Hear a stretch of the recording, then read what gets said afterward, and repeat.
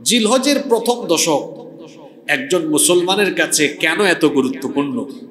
আমরা কোরআন সুন্নাহর আলোকে 8টি পয়েন্ট জানার চেষ্টা করব ইনশাআল্লাহ। নাম্বার 1, এক নম্বর হলো জিলহজের এই প্রথম দশক বা প্রথম 10টি দিন এজন্য গুরুত্বপূর্ণ কারণ কোরআনুল কারীমে আল্লাহ তাআলা জিলহজের এই প্রথম 10 দিনের কসম করেছেন। সুবহানাল্লাহ। আচ্ছা, আমাদের কসম আর আল্লাহর কসম কি একরকম? আল্লাহ যে জিনিসের কসম করেন ওই জিনিসের গুরুত্ব বাড়ে না কমে? জিলহজ মাসের প্রথম দশক, জিলহজের প্রথম 10 দিন এত বেশি গুরুত্বপূর্ণ, স্বয়ং রব্বুল আলামিন কোরআনে কারীমে এই 10 দিনের কসম করেছেন। এই 10 দিনের এত সম্মান, এত ফজিলত, এত মর্যাদা। কোরআনে কারীমের 89 নম্বর সূরা সূরাতুল ফজরের শুরুতে আল্লাহ তাআলা এই 10 রাতের কসম করেছেন, ওয়াল ফাজরি ওয়া লায়ালিন আশরি ওয়াশ-শাফঈ ওয়াল ওয়াতর। কসম ফজরের, ওয়াল ফজর কসম ফজরের, ওয়া লায়ালিন আশর আর কসম 10 রাতের, ওয়াশ-শাফঈ ওয়াল ওয়াতর আর কসম জোর এবং বেজুরের। রাইসুল মুফাসসিরিন আব্দুল্লাহ ইবনে আব্বাস রাদিয়াল্লাহু আনহুমা তিনি এই আয়াতের ব্যাখ্যায় বলেছেন, এখানে যে 10 রাতের কসম করা হয়েছে এর দ্বারা জিলহজের প্রথম দশককে বোঝানো হয়েছে। অর্থাৎ জিলহজের প্রথম 10 দিনের কসম আল্লাহ তাআলা কোরআনে কারীমে করেছেন। আল্লাহ তাআলা এই 10 রাতের কসম করার কারণে এই 10 দিনের মর্যাদা, গুরুত্ব, তাৎপর্য বেড়েছে না কমেছে? অনেক গুণ বেড়েছে। নাম্বার 2 নাম্বার, নবী করিম সাল্লাল্লাহু আলাইহি ওয়াসাল্লাম জিলহজের এই প্রথম 10 দিনকে সারা বছরের খুচরা দিনগুলোর শ্রেষ্ঠ দিন বলে অভিহিত করেছেন। আল্লাহু আকবার। আমরা জানি মাসের মধ্যে সেরা মাস, মাসের মধ্যে শ্রেষ্ঠ মাস হলো কোন মাস? রমজান মাস। রমাদানের বাহিরে বছরের যে খুচরা দিনগুলো আছে এই খুচরা দিনগুলোর মধ্যে শ্রেষ্ঠ দিন হলো এই জিলহজের প্রথম দশক বা প্রথম 10 দিন। এজন্য নবী করিম সাল্লাল্লাহু আলাইহি ওয়াসাল্লাম বলেছেন, আফদালু আইয়ামিদ দুনিয়া আইয়ামুল আশর, ইয়ানি আশরি যিলহিজ্জাহ। আল্লাহর রাসূল বলেছেন দুনিয়ার শ্রেষ্ঠ দিন সমূহ হলো জিলহজ মাসের প্রথম 10 দিন। সুবহানাল্লাহ।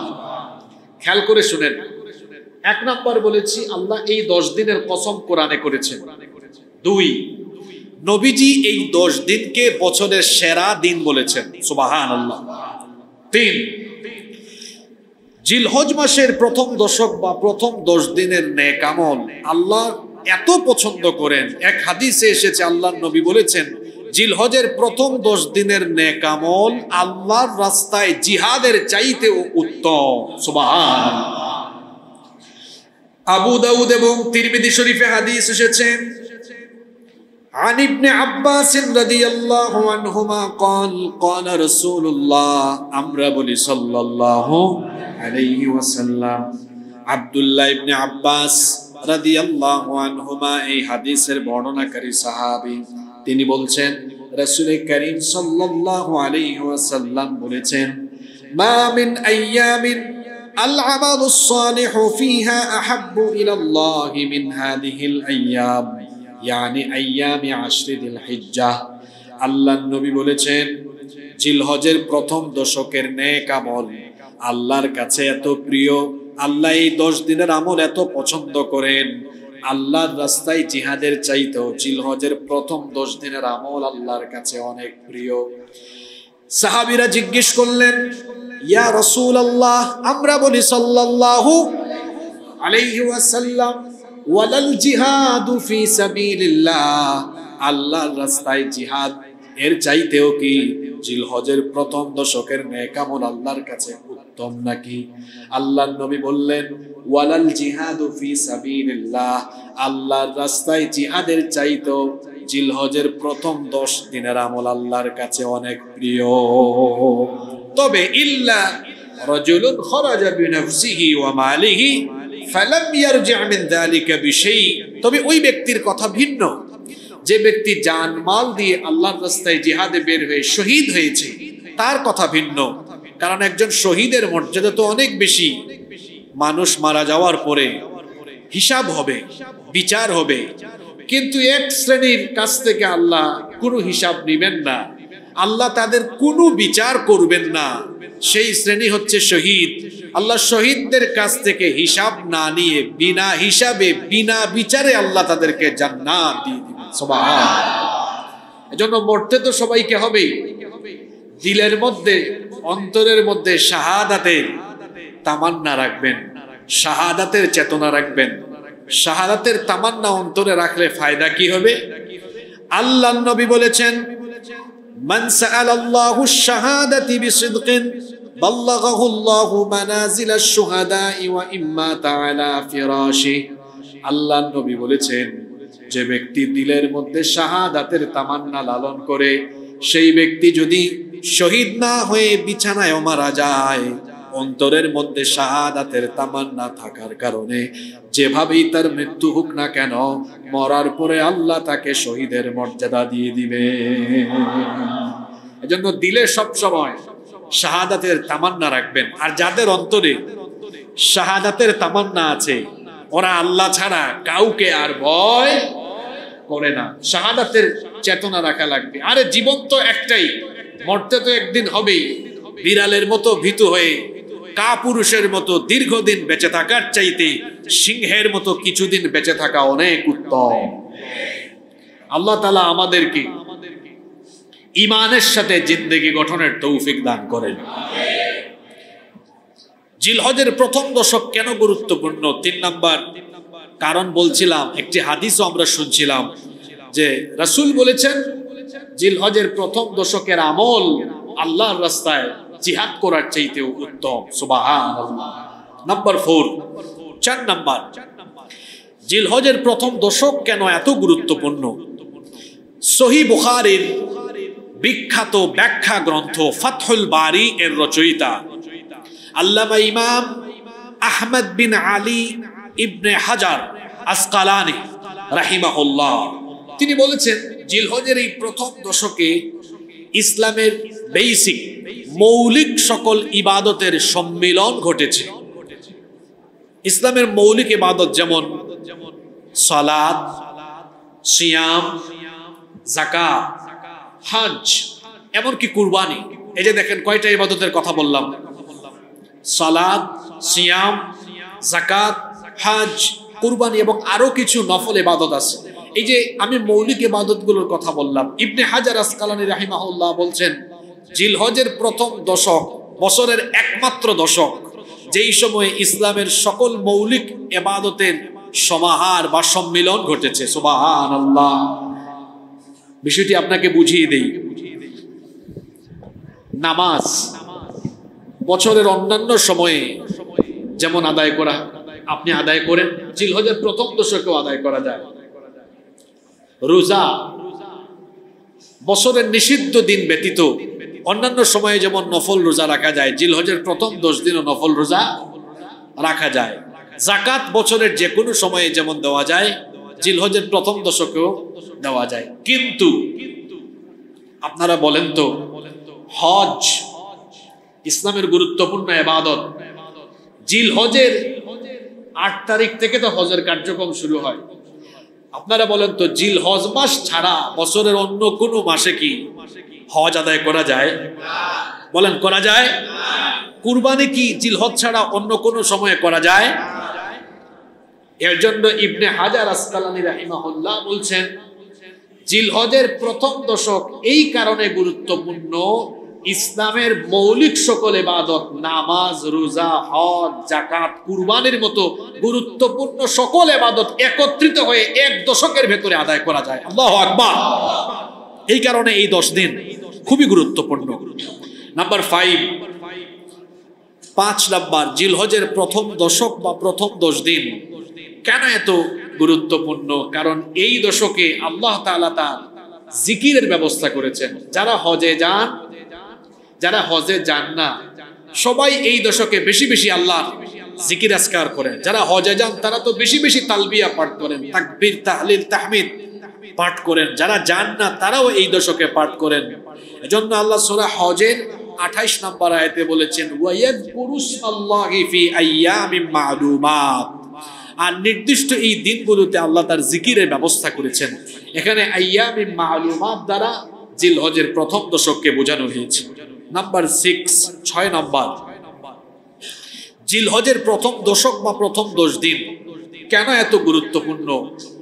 কারণ সারা বছরের শ্রেষ্ঠ দিন কোন দিন? আরাফার দিন। সারা বছরের শ্রেষ্ঠ দিন কোনটা? সারা বছরের শ্রেষ্ঠ রাত কোনটা?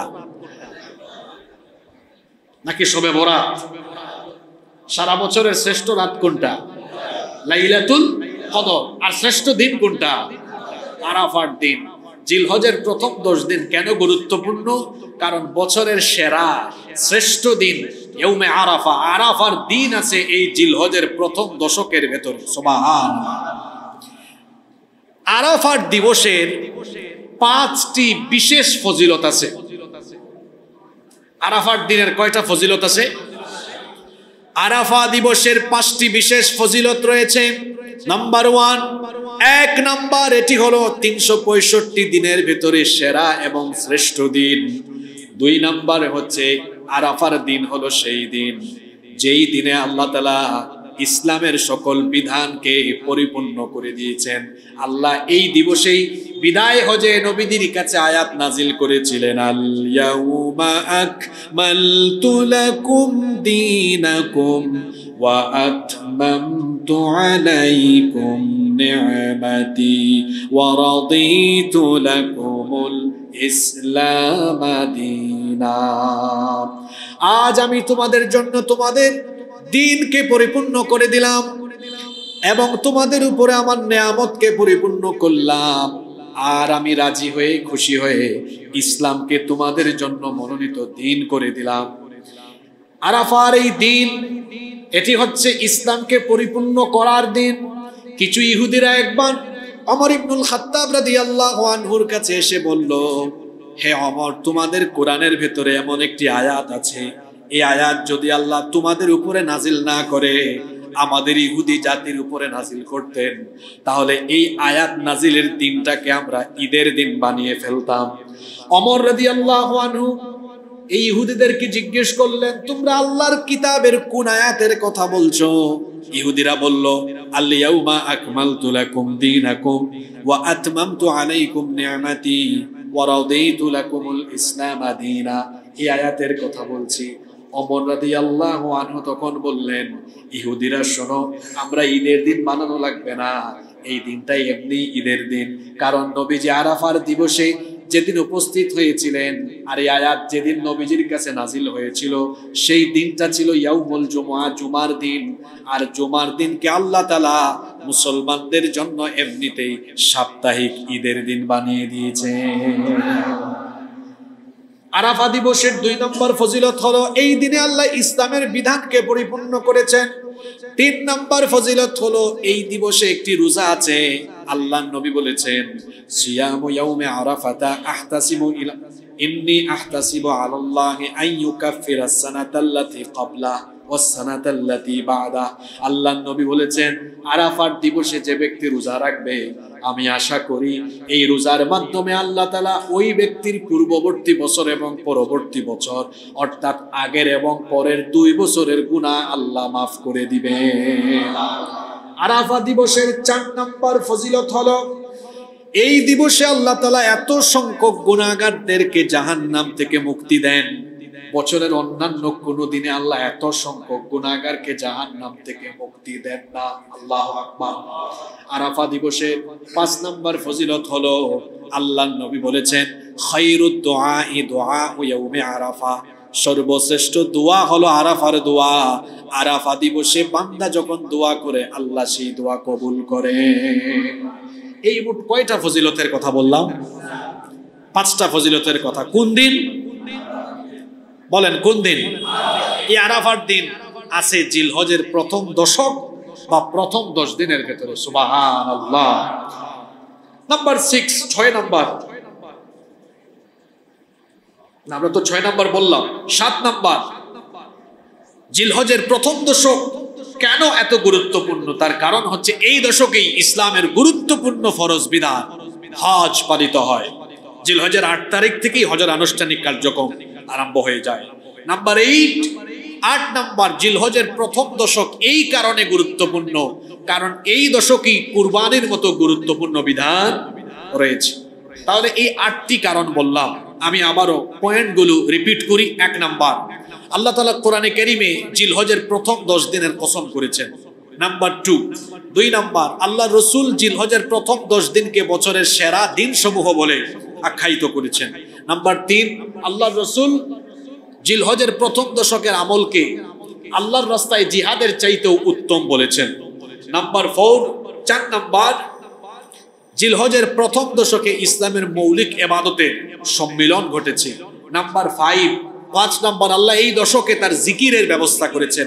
নাম্বার 6 নাম্বার, এই দশকেই রয়েছে সারা বছরের শ্রেষ্ঠ দিন আরাফার দিন। নাম্বার 7 নাম্বার হচ্ছে জিলহজের প্রথম দশকে ইসলামের গুরুত্বপূর্ণ ফরজ বিধান হজ পালিত হয়। নাম্বার 8 এবং সর্বশেষ হলো এই দশকেই কুরবানির মতো গুরুত্বপূর্ণ বিধান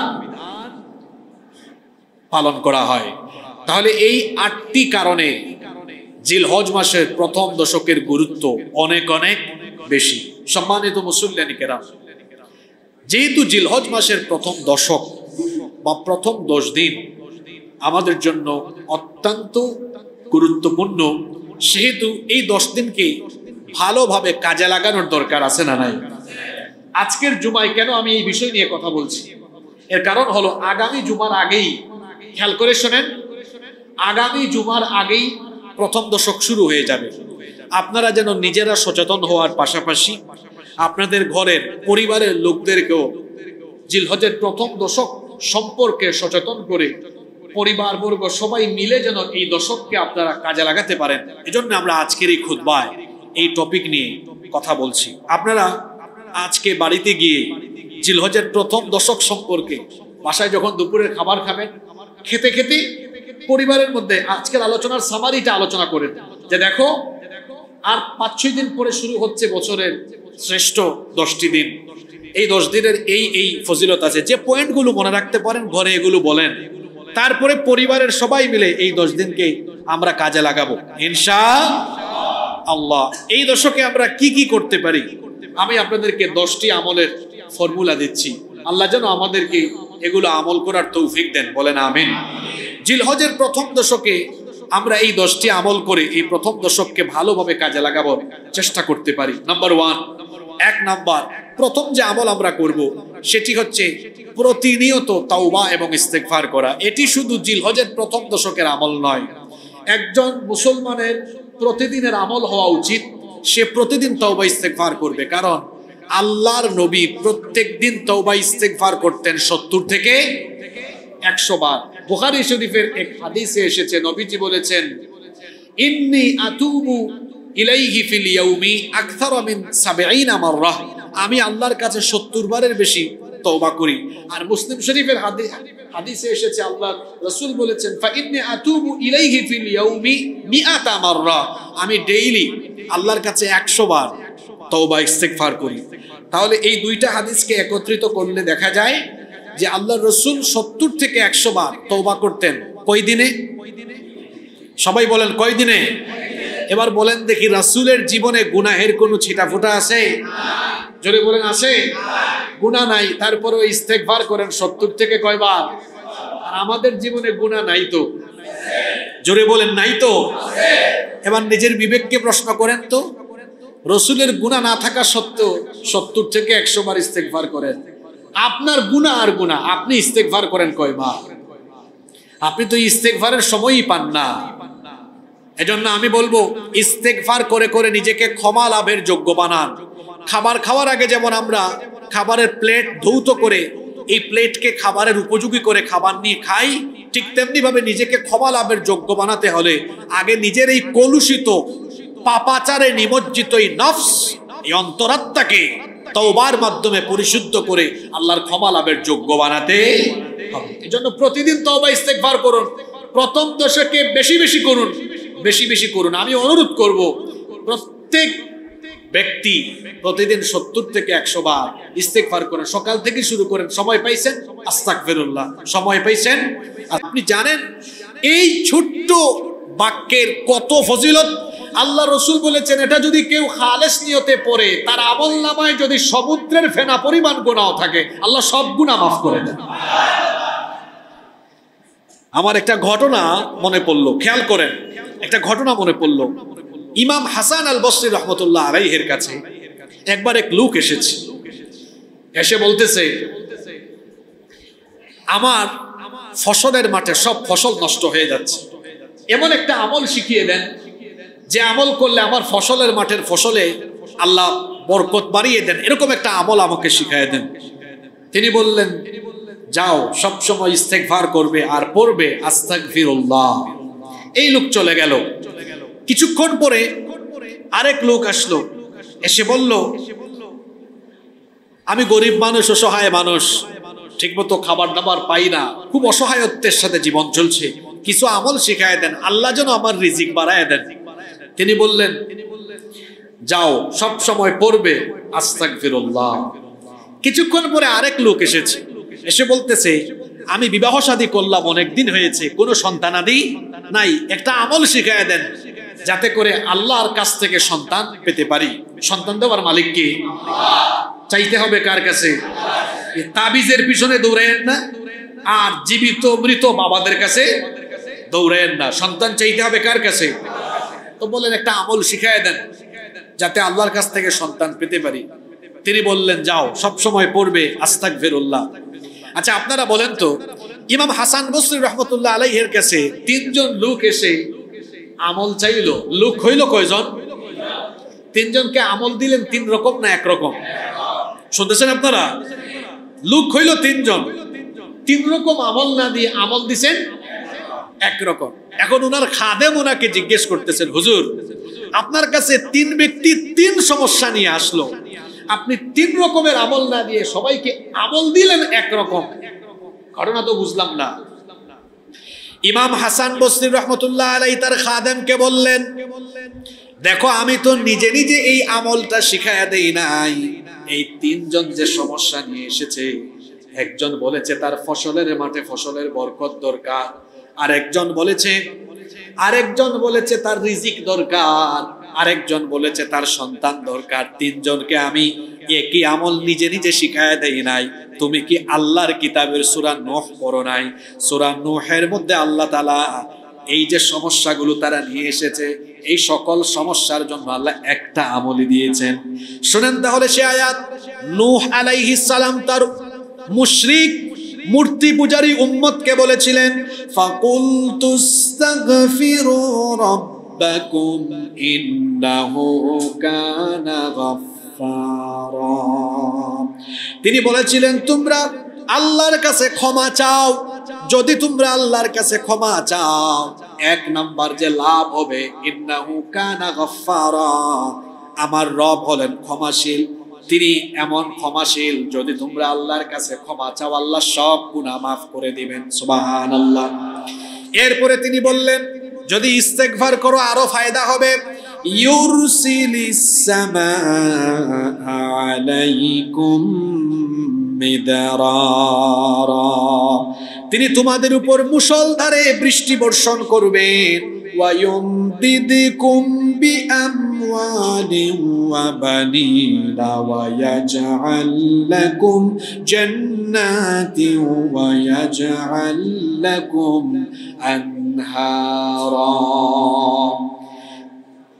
আর ইস্তেগফারের কারণে তিনি তোমাদের ধন সম্পদ সন্তান সন্ততি দিয়ে তোমাদেরকে সাহায্য করবেন এবং তোমাদের বাগ বাগিচা ফসল এবং নদী নালাকে আরো সমৃদ্ধ করে দিবেন।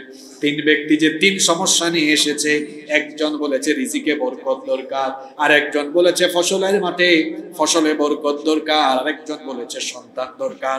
বলেন তো সূরা নূহের এই আয়াতগুলোর ভেতরে এই 3 কাজে বরকত লাভের জন্য ইস্তেগফারের কথা আছে না নাই? এজন্য ইস্তেগফার হলো একের ভিতর অনেক, অল ইন ওয়ান, একের ভিতর সব। ইস্তেগফার হচ্ছে এমন এক লাভজনক আমল, এটিকে যদি আপনার নিত্যদিনের আমল বানাতে পারেন, বিশ্বাস করেন জীবনে যেদিকে যাবেন বরকত আর বরকতে আপনি ভরপুর হয়ে যাবেন। আল্লাহর নবী কি বলেছেন শুনেন, মাল্লাজিমাল ইস্তিগফার, যে ব্যক্তি ইস্তিগফারের সাথে লেগে থাকে, জাআলাল্লাহু মিন কুল্লি দিকিন মাখরাজা, আল্লাহ ওই ব্যক্তিকে সকল বিপদ আপদ থেকে হেফাজত করেন। বলেন তো বিপদ আপদ থেকে বাঁচানোর একমাত্র মালিক কে? আল্লাহর নবী বলেছেন ইস্তিগফাররত ব্যক্তিকে আল্লাহ সকল বিপদ থেকে বাঁচিয়ে দেন। 2 নম্বর হচ্ছে ওয়া মিন কুল্লি হাম্মিন ফারাজা, বলেন তো আমাদের সকলের জীবনে কম বেশি টেনশন দুশ্চিন্তা আছে না নাই? আল্লাহর নবী বলেছেন ইস্তেগফাররত ব্যক্তির সকল দুশ্চিন্তা টেনশন আল্লাহ দূর করে দিবেন।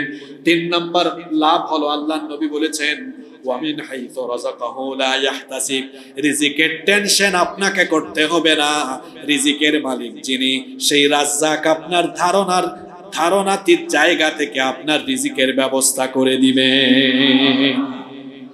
ইস্তিগফারের ফজিলত বললে আমাকে কয়েক জুমা ধারাবাহিক কথা বলতে হবে, এত ফজিলতের কথা কোরআন হাদিসে বলা আছে।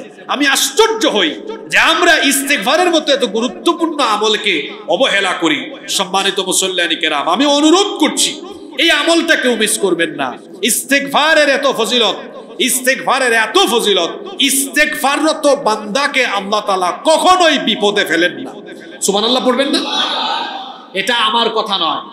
আজকেই বাড়িতে গিয়ে আল্লাহর কিতাবের 8 নম্বর সূরা সূরাতুল আনফালের 33 নম্বর আয়াত পড়বেন, দেখবেন আল্লাহ ওই আয়াতের শেষাংশে বলেছেন ওয়া মা কানাল্লাহু মুআযিবাহুম ওয়া হুম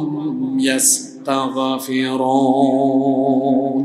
আল্লাহ তাআলা বলছেন ইস্তিগফাররত ব্যক্তির উপরে আল্লাহ তাআলা কখনো গজব দেন না। আল্লাহর কথা সত্য না মিথ্যা? আল্লাহর কথা সত্য না মিথ্যা? একবার এক বুজুর্গ ব্যক্তি কোথাও সফরে যাচ্ছেন, তো গাড়িতে উঠার পরে তিনি কিছুক্ষণ পর পর শুধু পড়েন আস্তাগফিরুল্লাহ আস্তাগফিরুল্লাহ। তো পাশের প্যাসেঞ্জার বলতেছে আপনি একটু পর পর শুধু আস্তাগফিরুল্লাহ আস্তাগফিরুল্লাহ পড়েন কেন? তিনি উত্তরে বললেন যে দেখো গাড়ির মধ্যে আছি, খুব রিস্কে আছি আমরা সবাই, এটা যে কোনো মুহূর্তে দুর্ঘটনায় পড়তে পারে। শুধুমাত্র গাড়িতেই যে আমরা দুর্ঘটনায় পড়তে পারি বিষয়টা এমন নয়, 24 ঘন্টাই আমরা রিস্কে আছি, কারণ পৃথিবীটাই হলো রিস্কি জোন। তো এই রিস্কি জোনে বসবাস করে বিপদ আপদ যে কোনো সময় তো হয়ে যেতে পারে। আল্লাহ যেন আমাকে বিপদে না ফেলেন, বিপদ থেকে আল্লাহ যেন বাঁচানোর জন্য আমি আস্তাগফিরুল্লাহ আস্তাগফিরুল্লাহ পড়ি। কারণ আল্লাহ সূরা আনফালে বলেছেন ইস্তিগফাররত ব্যক্তিকে আল্লাহ আযাব গজব বিপদ আপদে ফেলেন না, আল্লাহ নিজে তাকে হেফাজত করেন। এই জন্য ওই গাড়ির ভেতরে বসে আছি, কি করব? একটু পর পর আস্তাগফিরুল্লাহ আস্তাগফিরুল্লাহ জপতে আছি। সুবহানাল্লাহ। এজন্য এই আমলটা আমরা করব ডেইলি। কত থেকে কতবার? 70 থেকে 100 বার ইনশাআল্লাহ। এটা কি শুধু জিলহজের প্রথম দশক না সারা বছর? সারা বছর, সারা জীবন ইনশাআল্লাহ। বলছিলাম জিলহজের প্রথম দশকে 10টা আমল বেশি বেশি আমরা করব। 1, তওবা ইস্তিগফার রেগুলার করব, মিস করব না ইনশাআল্লাহ। নাম্বার 2 নম্বর, যারা কুরবানি দেওয়ার নিয়ত করেছেন তারা এবং যারা কুরবানি করবেন না তারাও এই আমলটি করতে পারবেন। সবাই এই আমলটা করতে পারবেন। সেটা হলো জিলহজের চাঁদ উদিত হওয়ার পরে হাত পায়ের নখ, চুল, দাড়ি, গোফ, শরীরের অবাঞ্ছিত অংশের লোম কর্তন করবেন। এটা যারা কুরবানি করবেন তারাও, যারা কুরবানি করবেন না তারাও এই আমলটি করবেন। আপনারা একটু ডেট দেখবেন, আজকে তো বললাম 24 জিলকদ। তো চুল, দাড়ি, গোফ, হাত পায়ের নখ এগুলো কাটা দরকার হলে জিলহজ শুরু হওয়ার আগেই কেটে ফেলবেন। আল্লাহ রাসূল কি বলেছেন শুনেন, এটা ইবনে মাজাহ শরীফের হাদিস। মান রাআ হিলালা যিল হিজ্জাহ ওয়া আরাদা আন ইউদাহি, যে ব্যক্তি জিলহজের চাঁদ দেখবে সে যদি কুরবানের নিয়ত করে ফালা ইয়াখুদান্না মিন শা'রিহি ওয়ালা মিন আযফারিহি, সেই ব্যক্তি যেন হাত পায়ের নখ, চুল, দাড়ি, গোফ এবং অবাঞ্ছিত অংশের লোম কর্তন না করে। এটি যারা কুরবানি করবেন তারাও, যারা করবেন না তারাও এই আমলটি করতে পারবেন, এতে কোনো অসুবিধা নাই। সাহাবীরা এই আমলকে কত গুরুত্ব দিতেন দেখেন। মুস্তাদরাকে হাকিমের ভেতরে একটি হাদিস এসেছে, أن ابن عمر رضي الله عنهما مر بامرأة تأخذ من شعر ابنها في أيام العشر يعني عشر ذي الحجة। عبد الله بن عمر رضي الله عنهما একবার এক জায়গা দিয়ে অতিক্রম করছেন, দেখলেন এক নারী তার বাচ্চার চুল কাটতেছে। এটা দেখে তিনি বললেন, লাউ আখারতিহি ইলা ইয়াউমিন নাহরি কানা আহসান, তুমি তোমার বাচ্চার চুল না কেটে যদি ঈদের দিন পর্যন্ত অপেক্ষা করতে, কানা আহসান, সেটা কতই না উত্তম হতো। কারণ এই দশকে চুল, দাড়ি, গোঁফ, হাত পায়ের নখ এবং অবাঞ্ছিত অংশের লোম কর্তন করতে নিষেধ করেছেন মুহাম্মাদুর রাসূলুল্লাহ সাল্লাল্লাহু আলাইহি ওয়াসাল্লাম। তাহলে এই আমলটা আমরা করব ইনশাআল্লাহ। 3 নাম্বার, এই দশকে যত বেশি নেক আমল করা যায় আমরা করব। শুধু পশুর হাটে পশু কেনা বেচায় ব্যস্ত থাকবো না, পশুও তো কেনা বেচা করা দরকার, কারণ এটাও একটা ইবাদত। কিন্তু শুধু যেন এটাতে আমরা ব্যস্ত না হয়ে পড়ি। এর পাশাপাশি ফরজ নামাজের পাশাপাশি অন্যান্য নফল ইবাদত, কোরআন তেলাওয়াত, জিকির, আজকার এবং অন্যান্য নফল ইবাদতের প্রতি আমরা যত্নবান হব। কারণ এই দশকে নেক আমল আল্লাহর রাস্তায় জিহাদ করার চাইতেও উত্তম। এজন্য আমরা বেশি বেশি ফরজ ইবাদতের পাশাপাশি বেশি বেশি নফল ইবাদতে আমরা মনোনিবেশ করব ইনশাআল্লাহ। নাম্বার 4 নাম্বার, ঈদের দিন তো রোজা রাখা হারাম, এটা আমরা সবাই জানি। তাহলে জিলহজের প্রথম 10 দিনের মধ্যে ঈদের দিন বাদ দিলে বাকি থাকে কয় দিন? জোরে বলেন, কয় দিন? এই 9 দিন আল্লাহ রাসূল কি করতেন শুনেন। কানা রাসূলুল্লাহ সাল্লাল্লাহু আলাইহি ওয়াসাল্লাম ইয়াসুমু 9 যিলহিজ্জা, আল্লাহ রাসূল জিলহজের এই প্রথম 9 দিনের 9 দিনই নফল রোজা রেখেছেন। সুবহানাল্লাহ পড়বেন না? আমরাও চেষ্টা করব ইনশাআল্লাহ।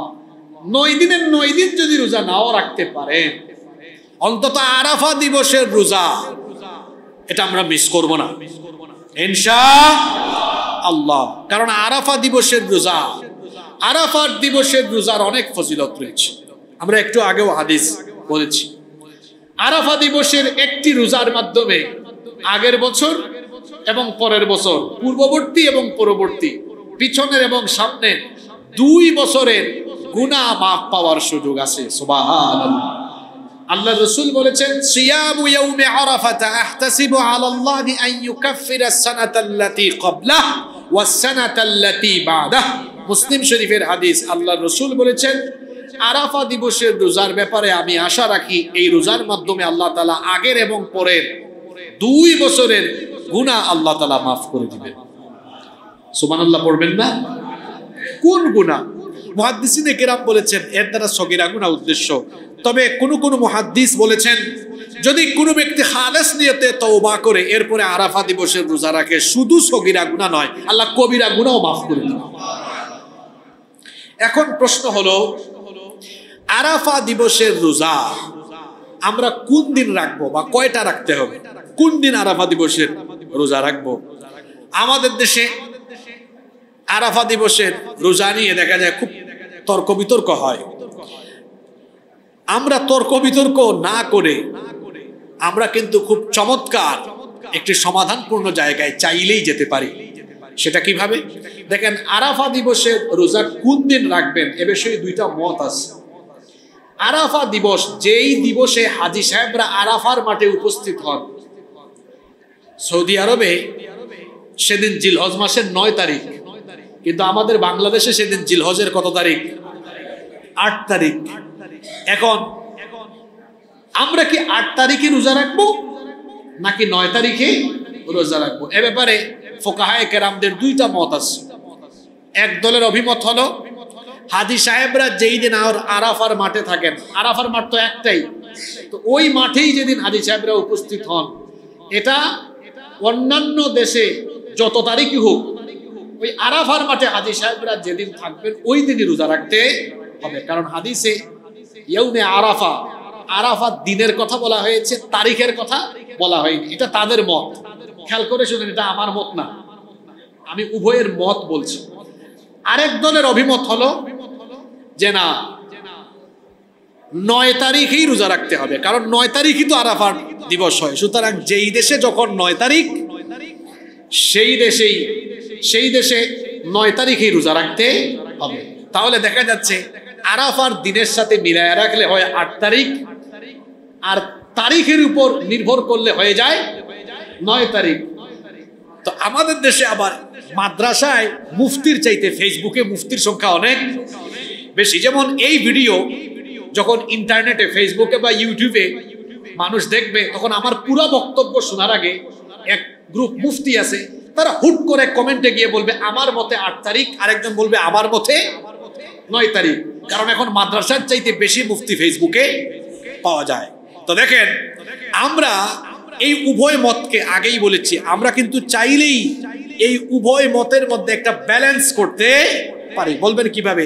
আমরা 8 তারিখ 9 তারিখ নিয়ে তর্কাতর্কি না করে আমরা তো চাইলে একটা কাজ করতে পারি, সেটা হলো আমরা 8 তারিখেও রোজা রাখি, 9 তারিখেও রোজা রাখি। অসুবিধা আছে? তাহলে তো আরাফা দিবসের ফজিলত আর মিস হওয়ার কোনো সম্ভাবনা নাই। এমনিতে তো কিছুক্ষণ আগে আমরা হাদিস শুনেছি, আল্লাহর রসুল জিলহজের প্রথম 9 দিনই রোজা রাখতেন। আমি পারলে 9 দিনই রাখলাম, 9 দিন যদি নাও পারি, তর্কে বিতর্কে না গিয়ে আমি যদি 8 ও 9 ও 2 দিনই রোজা রাখি, তাহলে কোনো অসুবিধা আছে? জোরে বলেন, কোনো অসুবিধা আছে? তর্কাতর্কি করে আসলে কোনো সমাধানে আসা যায়? তর্ক করে কোনো সমাধানে আসা যায় না, ব্যালেন্স করে সমাধানে আসা যায়। এজন্য আমরা বলবো আমরা 8 তারিখ 9 তারিখ এই উভয় দিনই আমরা রোজা রাখবো ইনশাআল্লাহ। তবে হাজী সাহেবরা যারা হজে গিয়েছেন তারা কিন্তু আরাফার দিবসে রোজা রাখতে পারবেন না, নিষেধ করেছেন মুহাম্মাদুর রাসূলুল্লাহ সাল্লাল্লাহু আলাইহি ওয়াসাল্লাম। সুনানে আবু দাউদের হাদিস, আল্লাহর রাসূল হাজী সাহেবদেরকে নিষেধ করেছেন। আন্না রাসূলুল্লাহ, আমরা বলি সাল্লাল্লাহু আলাইহি ওয়াসাল্লাম, নাহা আন সাওমি ইয়াউমি আরাফাতা বিআরাফা। আল্লাহ রাসূল আরাফার দিবসে উপস্থিত লোকদেরকে অর্থাৎ হাজী সাহেবদেরকে রোজা রাখতে নিষেধ করেছেন। কারণ কি? কারণ হজ শুধু আর্থিক ইবাদত নয়, এটা শারীরিকও ইবাদত। এজন্য কারো কাছে টাকা থাকলেই তার উপর হজ ফরজ না, তার শারীরিক সক্ষমতাও থাকা লাগবে। তো আরাফার মাঠে উপস্থিত হবেন, সেই দিন তো তার ফিজিক্যাল অনেক এনার্জির দরকার আছে। রোজা রাখার কারণে তিনি দুর্বল হয়ে যেতে পারেন, এজন্য তার এনার্জি থাকা দরকার। এজন্য রাসূল হাজী সাহেবদেরকে রোজা রাখতে নিষেধ করেছেন। সম্মানিত মুসল্লিয়ানি কেরাম, তাহলে আমরা আরাফা দিবসের রোজার ব্যাপারে আমরা যেন তর্কে বিতর্ক লিপ্ত না হয় যে 8 না 9, আমরা তর্ক বিতর্ক না করে 8ও রোজা রাখবো, 9ও রোজা রাখবো।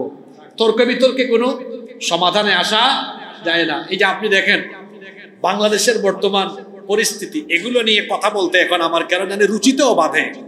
কারণ এই দেশের মানুষের যে খাসলত, এই দেশের মানুষের খাসলত দেখে আমার কেন জানি মনে হয় এদেরকে বেশি স্বাধীনতা দেওয়া উচিত না, এদেরকে গুলামির ভিতরে রাখা উচিত। কারণ এরা স্বাধীনতা পেয়ে গেলে, বিপদ কেটে গেলে এরা অহংকারী হয়ে যায়। এরা স্বাধীনতা, ভালো থাকার নেয়ামত বুঝে না। সুতরাং যারা ভালো থাকার নেয়ামত বুঝে না, এই সকল লোকদেরকে গুলামির জিঞ্জিরেই রাখা উচিত ততদিন, একেবারে খালেস তওবা করে ভালো হয় না যতদিন। আশা করি বুঝতে পেরেছেন। এই দেশের রাজনীতি নিয়ে আমি আর কোনো কথা বলতে চাই না। অসুস্থ রাজনীতি, অসুস্থ রাজনীতির ফলে দেশটাকে অসুস্থ করে ফেলা হয়েছে। কোনো কিছু হলেই রাস্তাঘাট অবরোধ। পেয়েছেনটা কি? হ্যাঁ, অসুস্থতার কবলে পড়ে গিয়েছে আমার দেশ। জানি না এর থেকে আমরা কবে যে মুক্তি পাবো, এটা একমাত্র আল্লাহ ভালো জানেন। এজন্য চুপচাপ হয়ে গিয়েছি। কি বলবো বলেন? তর্ক বিতর্ক করে করে দেখেন না এখন দেশের অভ্যুত্থানের পক্ষের সকল শক্তি এখন বিভাজনে লিপ্ত হয়ে, বিভক্ত হয়ে গিয়েছে। মনে রাখবেন, আপনার শত্রু আপনার বিভক্তির অপেক্ষায়। সে আপনার বিভক্তি পেলেই সুযোগ বুঝে সে কিন্তু এমন কাজ করবে যেটা আপনি কল্পনাও করতে পারবেন। মাথার মধ্যে গিলু থাকলে ভালো, বুঝে থাকলে ভালো, না বুঝলে বিপদে আবার পড়তে হবে। তবে কেন জানি মনে হচ্ছে এই দেশের ভাগ্য আকাশে তমসাচ্ছন্ন নিকষ কালো মেঘ জমে গিয়েছে। যদি এখনই সময় থাকতে সাবধান না হন, তাহলে সামনে এমন বিপদ আসবে, আবারও যুগের পর যুগ গোলামির জিঞ্জিরে আবদ্ধ থাকা লাগবে। এই দেশটাকে স্বাধীন হওয়ার পর থেকে 54 বছর ধরে এই দেশের উপরে শুধু জুলুমের পর জুলুম হচ্ছে। আমরা যে শান্তির কথা বলি, এই শান্তি এখনো আসে নাই। আর আমি এক বাক্যে বলে দেই, শান্তি আপনারা ততদিন পাবেন না যতদিন না মানুষের তৈরি করা আইনকে বঙ্গোপসাগরে ফেলে দিয়ে আল্লাহর আইনকে গ্রহণ করবেন। এক কথায় এক বাক্যে উত্তর দিলাম, এ নিয়ে আর কোনো ওয়াজের দরকার নাই। এক বাক্যের এক ওয়াজ, সেটা হলো মানুষের তৈরি করা আইন দিয়ে কোনোদিন আপনারা শান্তি পাবেন না যতদিন আপনারা সবাই ঐক্যবদ্ধ হয়ে এইসব আইন কানুনকে ডাস্টবিনে আর বঙ্গোপসাগরে ফেলে আপনারা আলেমদের সাথে এসে যতদিন না আপনারা আল্লাহর কোরআনের আইন কায়েমের জন্য ঐক্যবদ্ধ হবেন না, ততদিন পর্যন্ত এই জাতি গোলামি থেকে মুক্তি পাবেন না। দেখা যাবে ফেসিবাদের পর ফেসিবাদ, জালিমের পর জালিম আসবে, মানুষের কোনো পরিবর্তন হবে না। পরিবর্তনের জন্য মানুষের আইন নয়, পরিবর্তনের জন্য যার আইন দরকার তিনি কে? আপনি কি রাগ করলেন নাকি? আমরা এখন কোনো কথা বললেও বিপদ। কিছু লোক বলে হুজুররা কুরআন হাদিসের ওয়াজনা করবে, রাজনীতি করবে কেন? রাজনীতি কি আপনার বাপ দাদার সম্পদ যে আপনি শুধু রাজনীতির কথা একাই বলবেন? এদেশে আলেমরা সকল বিষয় নিয়ে কথা বলবে। রাজনীতি করার আপনার যেমন অধিকার আছে, তেমনি রাজনৈতিক কোনো ভুল থাকলে আলেমরা সেই ভুল ধরিয়ে দেওয়ার অধিকার রাখে।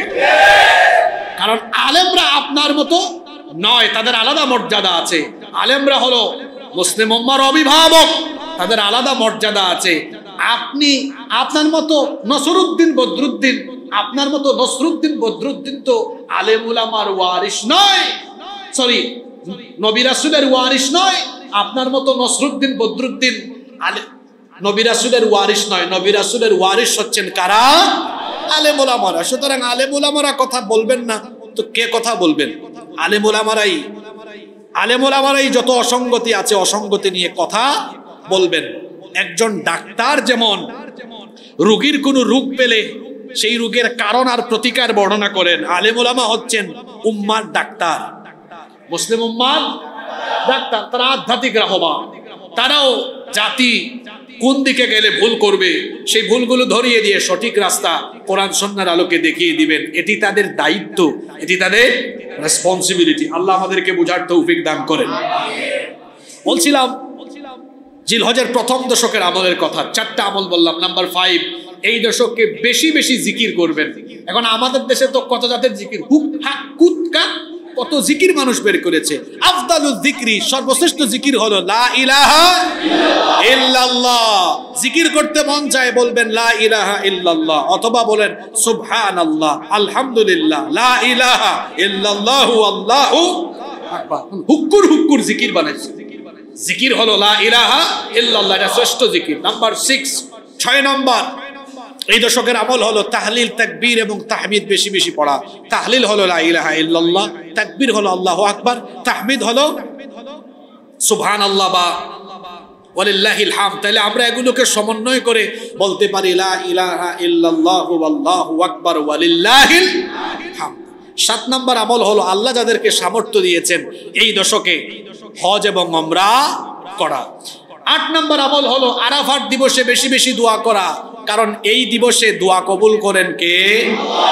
9 নম্বর আমল হলো জিলহজের 9 তারিখ ফজরের নামাজ থেকে আরম্ভ করে জিলহজের 13 তারিখ আসর পর্যন্ত মোট 23 ওয়াক্ত প্রত্যেক ফরজ নামাজের পরে তাকবীরে তাশরিক পুরুষেরা উচ্চ স্বরে বলবে, নারীরা আস্তে আস্তে বলবে। সেটা কি?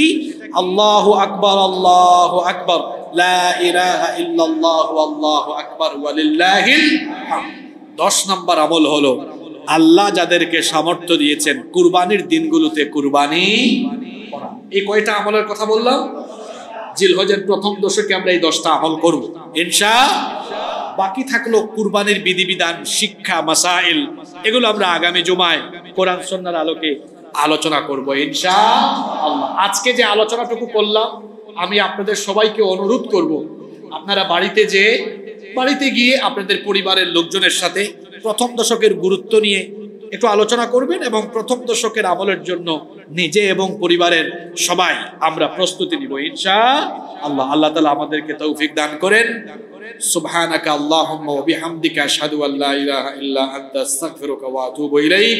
আসসালামু আলাইকুম ওয়া রাহমাতুল্লাহি ওয়া বারাকাতুহু।